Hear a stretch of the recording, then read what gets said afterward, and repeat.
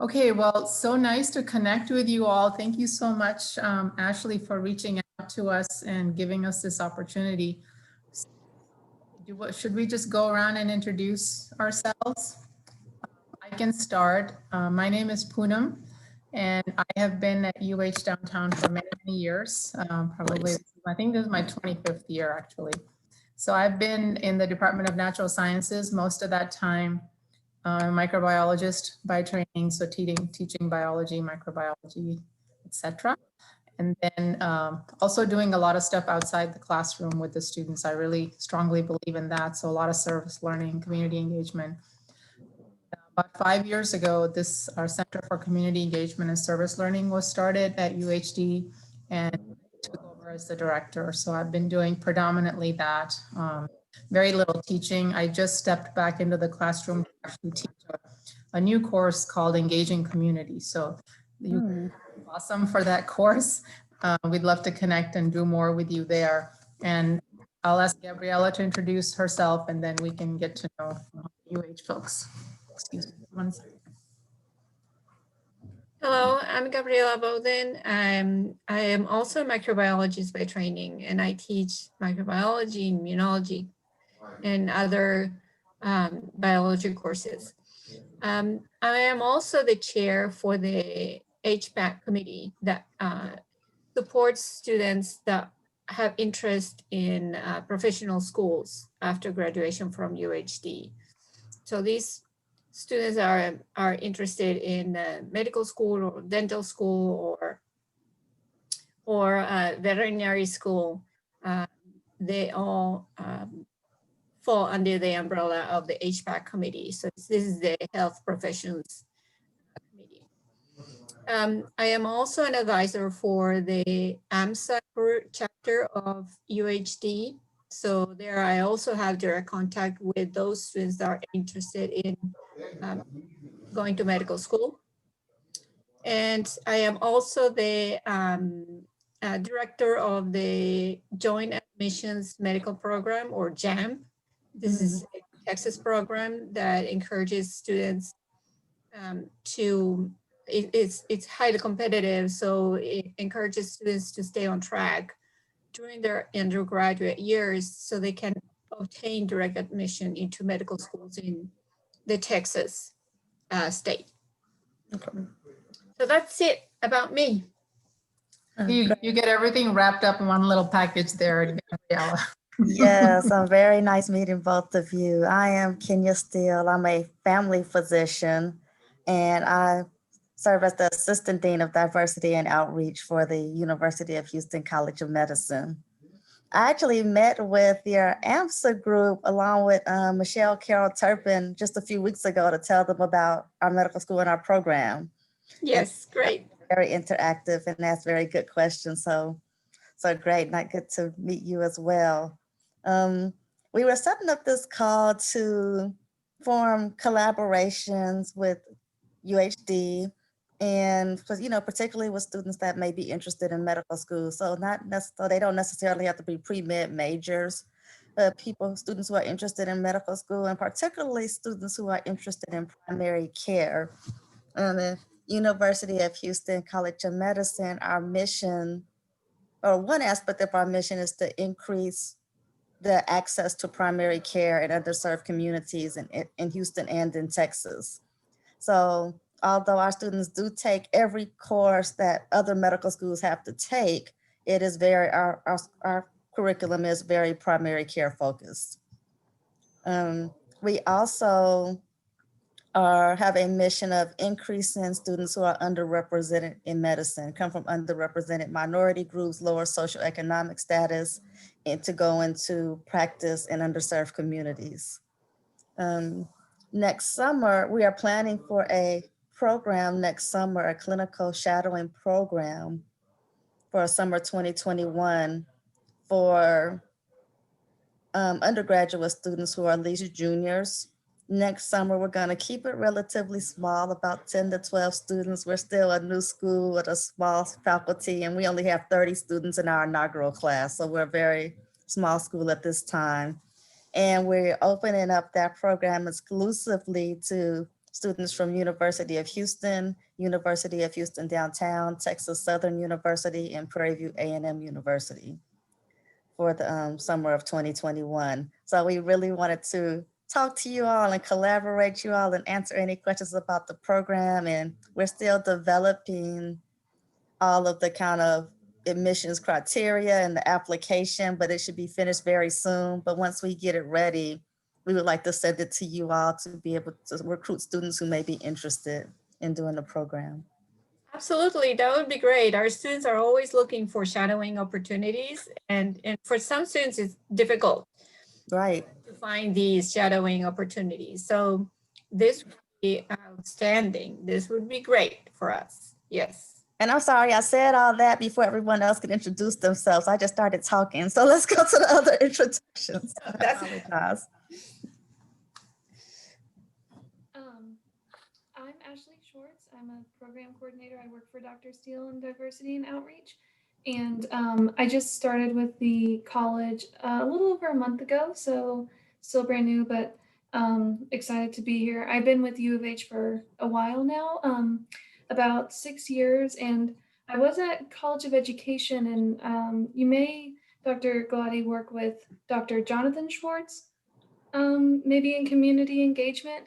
And so I worked with him back at College of Education. So if you see him, you just tell him Schwartz said hi. We just call each other Schwartz since we have the same last name. So, but yeah, I'm excited to be here. Thanks for meeting with us and letting us give you more information about the college. I've also worked with our former president, Dr. Munoz's wife. Yeah. I think working in the education department. Yeah, there. Dr. Aguirre. Yeah. Mhm. And finally, Kendra Jackson, please tell us about yourself. Hi, I'm Kendra Jackson. I'm the Director of Academic Support for the College of Medicine. I'm fairly new to the College of Medicine. I've only been here since June of this year, but I have 20 years of experience of higher education at various other institutions in Louisiana as well as Texas. So. Great, thank you so much. So I guess you can tell us maybe a little bit more about the program itself. What will students, and how long will it be? What will the students exactly be doing? How competitive do you think it's going to be, et cetera, et cetera? Kendra, would you like to answer that? Okay, I can. Of the summer program? I can answer it. We're still developing the program, but it'll be approximately 4 weeks, or I believe it will be 4 weeks. The students will come half days, like so 8 to 12 or 1 to 5. They will, about half of the days they will be doing clinical shadowing, or maybe a little bit more than half, maybe 3 days a week. And about the other 2 days a week or the other time, we will incorporate other activities that will be helpful for them to get into medical school, such as study skills, perhaps MCAT prep.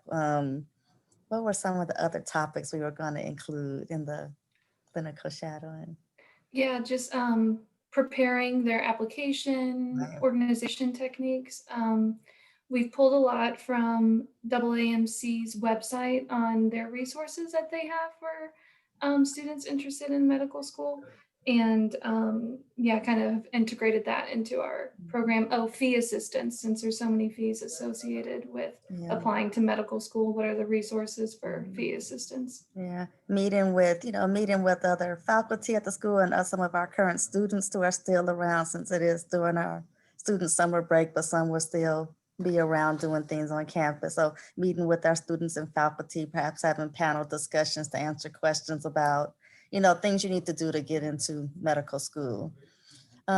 We don't really, as far as how competitive will it be, we have not set a GPA standard yet, but we don't plan to make it very competitive. I mean, it'd only be competitive because we don't have a lot of slots. I'm sure we'll have more students slots, but it won't be competitive based on GPA necessarily. We don't plan to set that standard very high. We do want to be realistic and accept students who we think have a reasonable chance to get into medical school, but even if they're on the lower end of that chance, you know, those are the students we may want to target in order to help boost their application when they're ready to apply.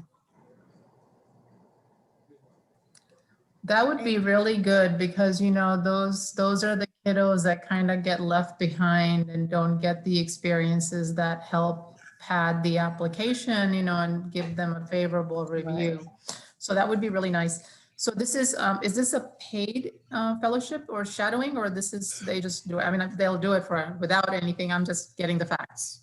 No, it is still up, and we are trying to make it a paid program. So we are trying to get funding to pay the students at this time. We haven't secured the funding yet, but we believe that we will, but we can't give an amount at this time or even say that we will definitely have funding at this time. But we Okay. are trying to secure funding because we do realize that students will, you know, other programs such as this are funding students. And So are you setting any kind of like quotas about how many from this school, how many, like, do you want to cover all the schools? I assume you do. Yes, we would like to cover all the schools. So, I mean, it will probably be, since it's 4 schools, I mean, it'll probably be approximately 3 students per school. You know, so that'll be 12 spots for the program. And that, you know, Okay, that's great. just an approximation right now. So it will be small. So from that standpoint, it's you know, competitive because we know there's more than 3 students at each school who want to do a shadowing program. Yeah. Right. Excuse me for just 1 minute. Gabriela, you go ahead. I just need to get something really quick. So what do you envision to be part of your application? Some kind of essay? What do the students need to do? Do you want to discuss the application, Ashley? Because we just kind of finished putting the application together. Yeah, we're just about at the end of finalizing it. And so we ask some, of course, contact information, a little bit of their education information. So what their standing is, their major and things like that. Any other activities that they are involved in. And then a little bit of family background, like maybe the highest education that their parents achieved and things like that. If they're bilingual in any other language besides English, things like that. And then a reference. So contact information for a reference for us to reach out to for a letter of recommendation. And then lastly, some other documents, a cover letter, an unofficial transcript, and a CV. So it's not too long of an application, but there are those extra files that they'll need to send in. And the cover letter you were talking about, is that the essay? The same? Yeah. So we The do have an personal essay. statement. Yeah, so we do. Yeah, sorry, personal an statement. essay. I said cover letter. That's great. And when do you plan to launch it? So that students have a window that they know when to apply. When is the application going out? No, Right. no later than early January. We would like to get it out before then. We just don't know if we'll have everything finalized by then. So no later than January. Sounds great. Sounds great. All right. Anything else that you can tell us about the program? I'm assuming it's going to be all based in the Houston area, right? Yes, Gonna yes. be all And in all Houston of the area. clinical shadowing sites will, you know, be near, you know, relatively near the University of Houston campus. So we are still recruiting physicians, but we don't plan to recruit physicians who are very far out. Okay, great. Good. You know, and some of the students will even, like, so I'm a family physician and I practice at Lone Star Circular Care, and it's a federally qualified health center that is on the University of Houston campus. So some of the Houston would shadow our faculty at the University of Houston campus. But we also have several voluntary faculty in the community in different, you know, private practice, federally qualified health centers, community health centers. So some of the students will go to those sites. Great. Oh, that's very good. Okay, and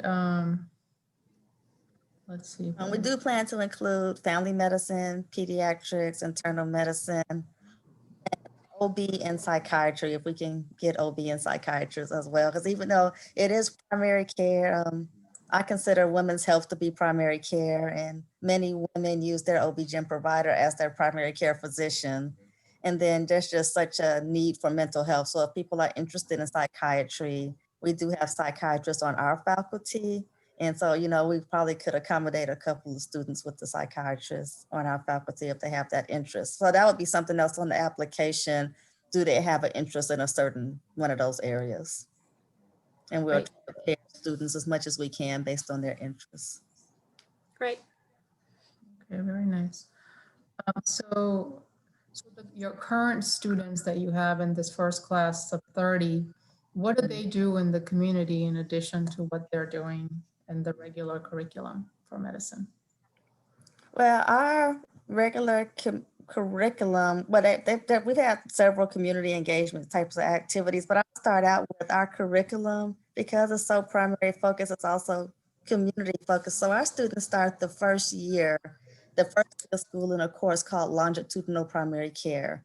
And in longitudinal primary care, they go to an outpatient clinic setting a half a day a week, every week for the whole 4 years of medical school. And they start at week 1. So some of them are already in community clinics, you know, doing some of them, well, Lone Star Circle, some of them are on the campus Lone Star Circle of Care, but that's a community clinic as well. So they're all seeing patients and not just shadowing, but actually doing history and physical exams in community clinics. The other part of longitudinal primary care is a course called Household Centered Care. And that's an interprofessional teams program with medical students, social work students, and nursing students from University of Houston. The idea is for students to go to have a home assigned to them, where they go to that home, identify social determinants of health, and figure out ways to help those families with the social determinants problems they may have. Due to the pandemic, we're not sending students to homes right now, but what they're doing, they're still meeting in their interprofessional teams, medical student, the nursing student, the social work student, as well as faculty, along with the community health worker, who are employed by us as well. And they're developing potential community-based projects. So that's what they're doing in place of going to homes. They've also had kind of voluntary community events. We just had, Ashley went to the Tejano event. Would you like to talk about that? I didn't attend the event. Sure. Yeah, so the college partnered with the Tejano Center and did like a trunk or treat event. So families drove through the event, opened their trunk, and they were given different packages of, it could be food, like fruits and vegetables donated by the food bank, or books and school supplies or toiletries and things like that. And it was very well attended, and a lot of our college faculty, staff, students volunteered for it. And when we have different events like that, a lot of our students are eager to volunteer. They are really engaged. And with we have also partnered with the STEM Center, who does STEM Zone Saturdays, which is virtual, and they do lessons or experiments STEM related with kids that are part of Kids Lives Matter organization. And so our students participate in that, either doing lessons or I guess almost at-home experiments with them, or just sharing their story on their road to and path to medical school. And the kids can ask them questions and things like that. So usually I've seen in just a short time that I've been with the college that the students are always very eager to participate in those kinds of activities. Yeah, we always have more students who want to participate than need, so there's an activity, which is a good problem to have.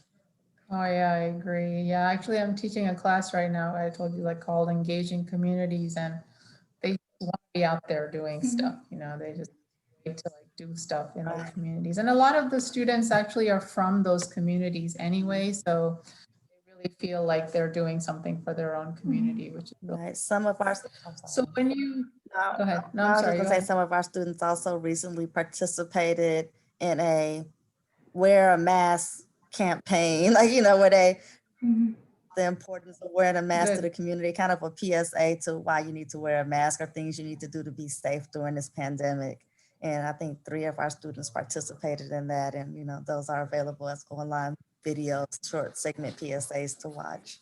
So Oh, that's cute. That's Mhm. nice. Yeah, you must know all your students by first we name, right? I do. mean, there's, We do. We plan to double our class size every 2 years until we get to 120 per class. So while we're at 30, you're right. We know everybody. When we get, it won't be as so the class that you're interviewing for right now for fall of 21, that will also be Yes. 30 and then in yes, 2022. that's correct.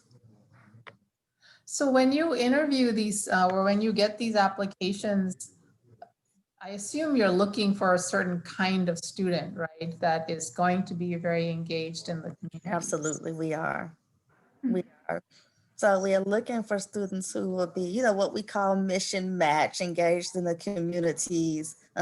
We think interested in primary care. We know students don't always know, but we students that we believe are interested in primary care, and also students that we feel like will be able to navigate and successfully get through the curriculum within at least 5 years. Of course. So, so both of those. So we look at both of those components. So academic ability to get through the curriculum, as well as community engagement and kind of mission match to the mission of the college. And are there other med schools with this type of focus? Not in the Houston area. There across the country, there are a couple. Like I've met a couple of people from other schools at conferences who have a similar mission, but there are not very many. It is fairly unique, Yeah, no, that's great. but certainly not in Not a- Texas. We're the only school with this type of Yeah, mission in that's right. Texas. So your student body right now, where are they from? They like from around the Houston area or mostly? They're all from Texas, and they're all from all parts of Texas, from El Paso Oh, all parts of and Texas. to, but they are all from Texas. Because of our funding and, well, you're all a state school too, being a state school and our funding for the school, 90% of our students have to be from Texas, Right, or right, have yeah. a Texas address, a Texas permanent address. So but our students are from all over Texas. So I'm From- curious, how many, I'm like just trying to wrap my head around like how many students would be interested in this type of medical school versus just a traditional one? So how many students applied to your program? So we got a lot of applications. So the thing is that Texas has its own application system for medical school. Yeah. So you all Right. are with the TMDSAS system. So Mhm. most students who apply to TMDSAS apply to all of the schools. Right, that's right. Yeah. And so I don't know that it's a good indication. Last year, Right. approximately 1,700 applications for the 30 slots. Wow, that's pretty amazing. And this year we've already surpassed so we're in the application cycle now. We've already surpassed the number of applications we had last year. So are you guys virtual right now or face-to-face or a combination? Combination, we're primarily virtual, but it Yeah. is a combination. The students did gross anatomy lab in person in small groups. They do their LPC, their primary care clinic that they go to a half day a week in person. And they've had a couple of their lecture classes in person, but they are primarily virtual. And after Mhm. Thanksgiving, we're going to be all virtual until the end of the semester. Right, right.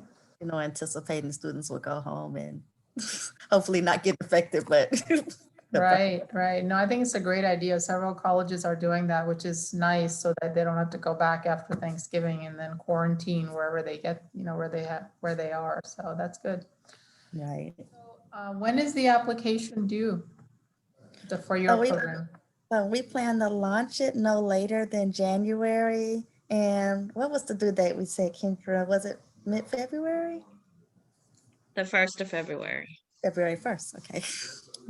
Oh, okay, wonderful. So it'll be, so I guess for students that are off on break, Gabriella, they're gonna just have a couple of weeks, right? A little window when they come back. Right. Maybe It's we gonna be a can, short window. Yes. yeah.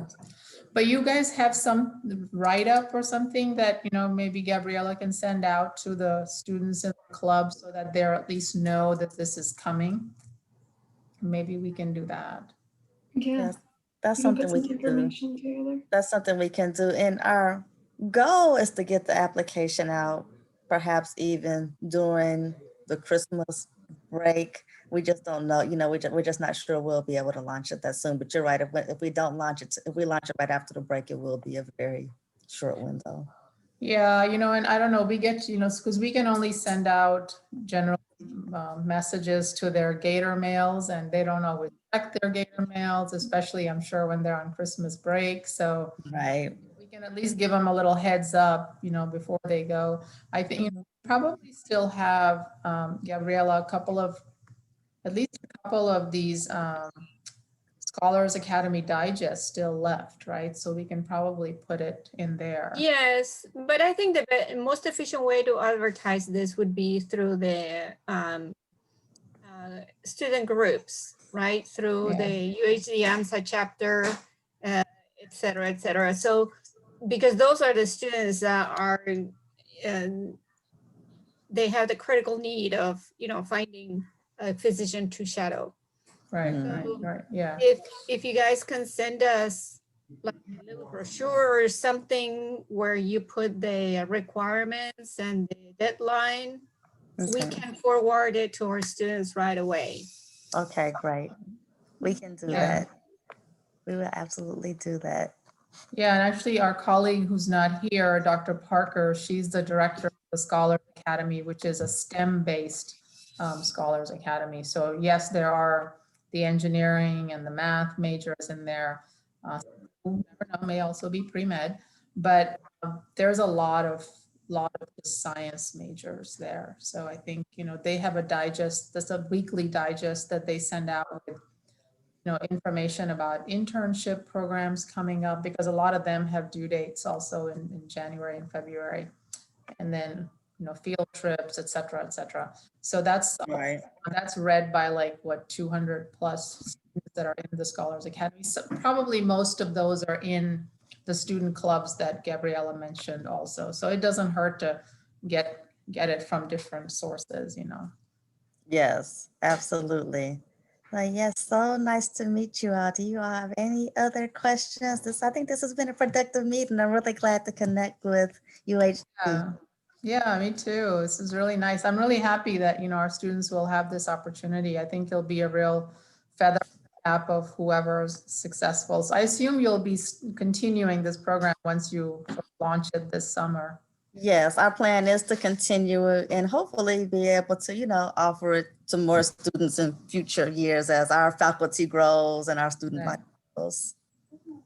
Okay, perfect. Well, we'll wait to hear from you all. And then if we have any questions, we'll definitely reach out to Ashley and she can ask you guys. Okay, Definitely. so much. Great. Have a good afternoon. Yeah, thank Nice you to so meet you much. guys. Yeah, nice to meet Nice to you meet you. and Nice to meet enjoy you. the day. Bye-bye. Bye. Bye. Bye. Thank you.